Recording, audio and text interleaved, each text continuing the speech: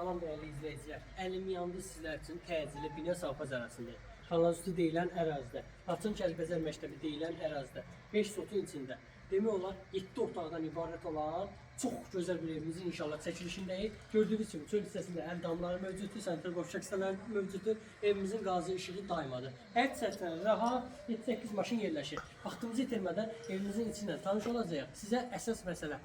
Bu hissə gördüyünüz kimi dostlar kirayə üçün nəzərdə tutulub, hal-hazırda 250 manata kirayədədir və burada da özləri qalır. Vaxt itirmədən ilə tanış olaq.